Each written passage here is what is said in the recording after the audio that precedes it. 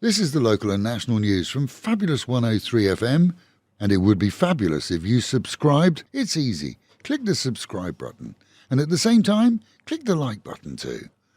Bare hope remains for a Burmese toddler who fell into an artesian well, that's a water borehole, on Monday afternoon. The toddler's thought not to have fallen the full 15-metre depth, as cries were heard throughout the night by rescue workers. With a sleeve inserted to protect soil from falling in, initial digging was by hand. Subsequently, a mechanical digger was used as the crying became louder, and it was obvious that the infant was alive this morning. Groundwater boreholes are common here for water supply. In this, as many cases, the opening was uncovered and became a play area for the inquisitive youngster. This morning, rescue teams were thought to be just 8 feet away from reaching the child. Critically, that short distance is through rock and has to be hand dug to avoid injury. According to Thailand's Police General Hakparn, 110 immigration police officers from generals down have been outed as issuing visas illegally to non-Thais, and those cases will be passed to the state prosecutors this week, stemming from issues with Chinese illegal immigrants that began months ago. The investigation is said to have discovered a visa scandal which could affect numerous expats here. All involved will be charged with taking money under the table in return for annual extensions of stay. This on the same day that regular police announced the arrest of a visa agent who found an easy way to ensure 100% satisfaction and visas for all her clients. She simply printed her own. Fake passports, visa stamps, pens and seals were all discovered in her business premises. The body of a missing German tourist who leapt of his own volition from a ferry near Koh Phangan has been recovered by search teams. He leapt into rough seas 8 days ago and saw rescue teams at the time searching for him.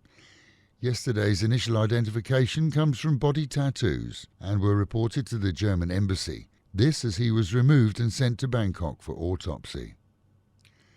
According to the election database, there is no single political party registered for election in all of the 400 contestable seats for the next election. With so many small parties in Thailand, even the big 3 or 4 fall 5 short on covering all provinces, with those provinces each containing several constituencies. As in most countries, the election can only play out well for the larger political parties, seeing the smaller ones sidelined by voters, but perhaps making deals after votes are counted to side with others.